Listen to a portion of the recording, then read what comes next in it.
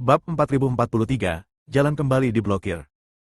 Setelah menarik napas dalam-dalam beberapa kali, Dev perlahan berjalan menuju pintu yang terang.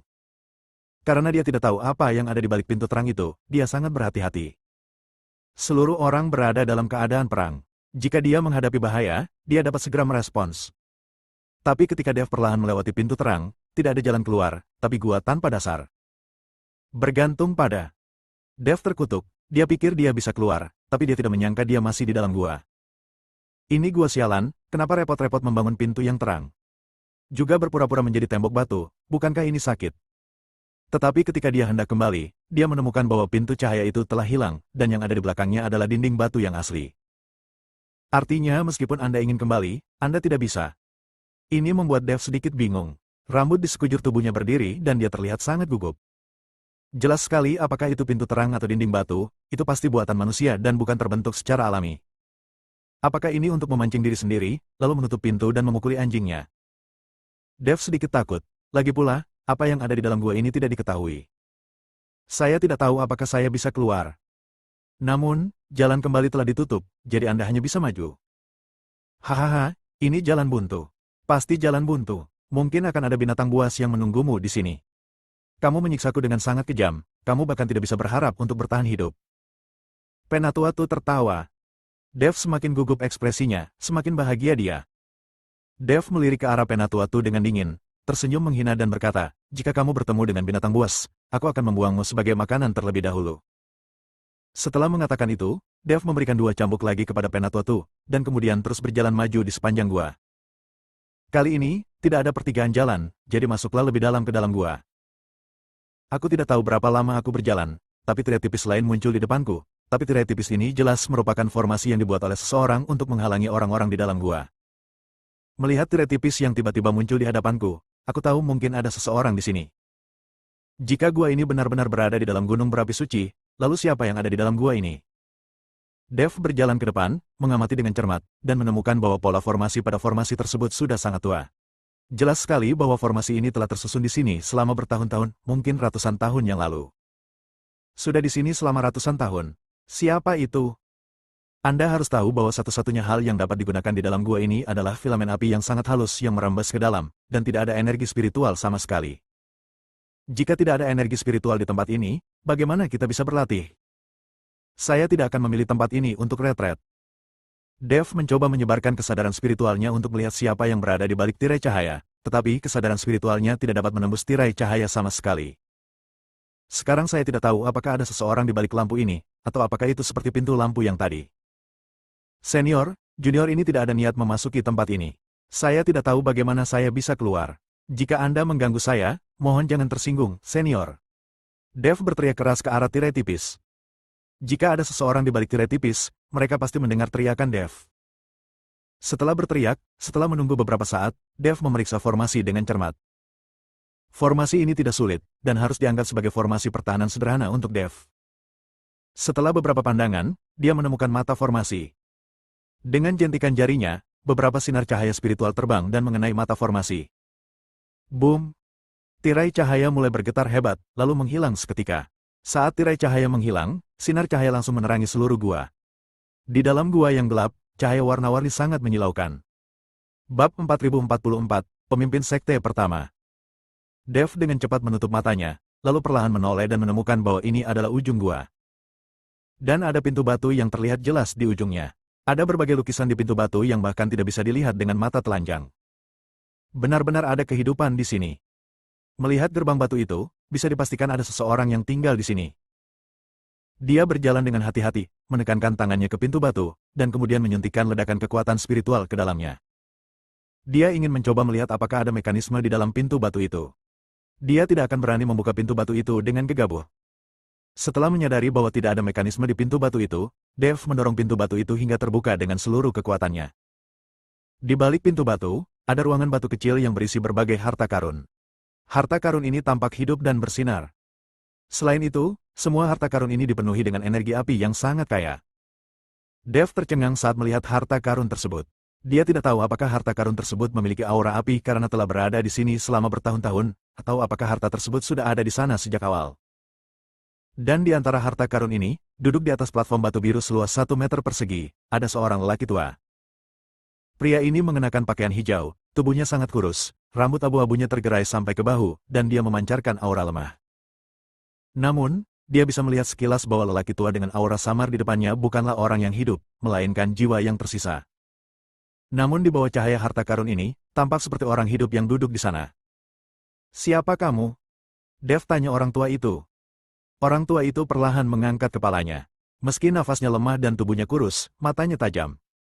"Aku seharusnya bertanya padamu, siapa kamu? Kenapa kamu ada di sini?" Orang tua itu bertanya Dev. "Saya adalah murid dari Sekte Xian." Dev dikatakan. Lagi pula, lelaki tua ini tidak tahu Dev, jadi Dev tidak perlu menyembunyikan identitasnya. Alasan mengapa dia mengatakan bahwa dia adalah murid dari Sekte Xian adalah karena dia merasa bahwa lelaki tua di depannya pasti ada hubungannya dengan mengikuti Sekte Xian. Benar saja, setelah Dev mengatakan bahwa dia adalah murid dari Sekte Xian, mata tajam lelaki tua itu menjadi lebih lembut. "Siapa pemimpin Sekte Xian sekarang?" Orang tua itu bertanya. "Penjabat pemimpin Sekte Huo Yuanting." Dev berkata. "Huo Yuanting." Orang tua itu sedikit mengernyit, lalu perlahan menggelengkan kepalanya. "Saya tidak ingat, ini sudah terlalu lama, saya sudah terlalu lama di sini." Setelah mengatakan itu, lelaki tua itu mengalihkan perhatiannya ke Penatua Tu di belakang Dev. Pada saat ini, Penatua Tu hanya memiliki bagian tubuhnya yang tersisa, dan seluruh tubuhnya sangat menderita. "Orang-orang dari Sekte Wajah Hantu, mengapa orang-orang dari Sekte Wajah Hantu ada di sini?" Ketika lelaki tua itu melihat Penatua Tu, dia jelas-jelas marah. Kemudian Huo Yuanting berkolusi dengan orang-orang dari Sekte Wajah Hantu untuk mendapatkan segel api ilahi dan mengambil posisi pemimpin sekte. Dev menjelaskan. "Bajingan." Ketika lelaki tua itu mendengar ini, dia langsung berteriak. Suara ini hampir mengguncang tubuh kurus lelaki tua itu. Itu hanyalah secerca jiwa yang tersisa, berpura-pura menjadi orang yang hidup. Ketika ia marah, sisa jiwa itu hampir tersebar. Melihat betapa marahnya lelaki tua itu, Dev segera bertanya, "Senior, saya ingin tahu siapa Anda. Mengapa Anda muncul di sini?"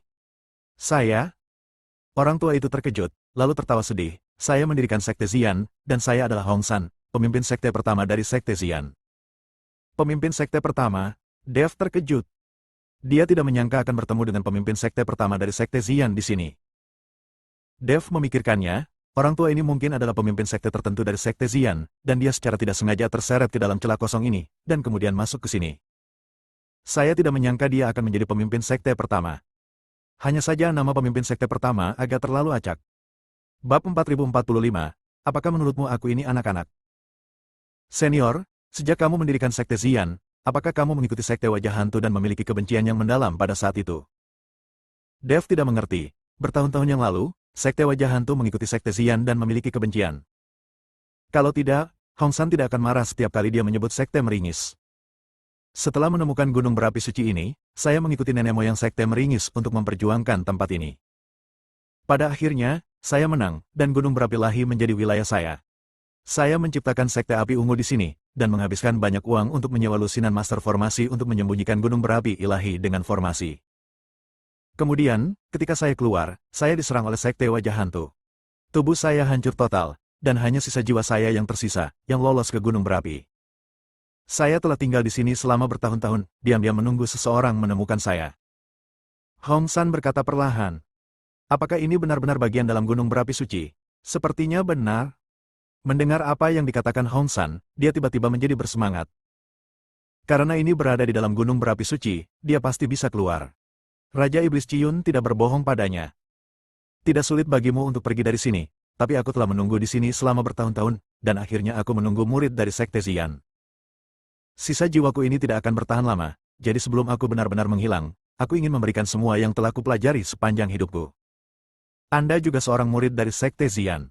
Setelah Anda mempelajari apa yang telah saya pelajari sepanjang hidup saya, Anda dapat membunuh Huo Yuanting dan menjadi pemimpin Sekte Xian." Hong San berkata, "Dev, kamu ingin mengajariku semua keterampilan, itu bagus." Ketika Dev mendengar ini, dia tertawa terbahak-bahak.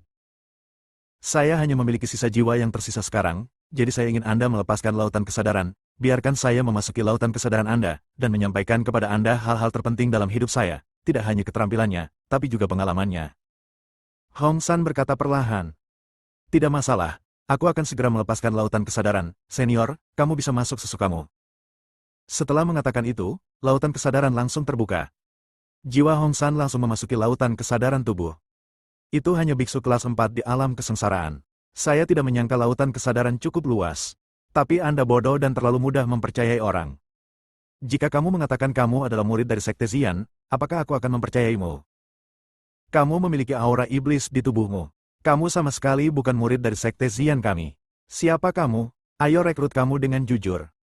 Kata Hong San dengan ekspresi tegas, langsung mengendalikan kesadaran tubuh. Kamu telah menjadi jiwa yang tersisa, dan kamu masih dapat mendeteksi energi iblis dalam diriku. Benar-benar kuat. Meskipun saya bukan murid Sekte Xian, saya tidak berbohong kepada Anda. Saya telah membantu Sekte Xian sekarang. Dev dikatakan. HMPH, itu tidak masuk akal. Apa menurutmu aku ini anak berusia 3 tahun? Jika kamu tidak mengatakan yang sebenarnya, maka aku akan mengambil alih tubuhmu, atau menghancurkan kesadaranmu, dan menjadikanmu bodoh dan zombie berjalan yang tidak punya pikiran. Hong San mendengus dingin, sama sekali tidak percaya dengan apa yang dikatakan bajingan itu. Nak, apa yang aku katakan itu benar. Aku baru saja mengatakan bahwa orang tua ini melihat kamu berbohong. Mengapa kamu bersikeras mengatakan bahwa kamu adalah murid dari Sekte Xian? Pada saat ini, suara Raja Iblis Ciyun datang dari lautan kesadaran tubuh. Hong San tertegun dan dengan cepat melihat sekeliling. Siapa itu? Siapa itu? Apakah ada sisa jiwa lain di lautan kesadaran ini? Seiring dengan lautan kesadaran emas, cahaya keemasan bersinar, dan kode emas Daluo terungkap.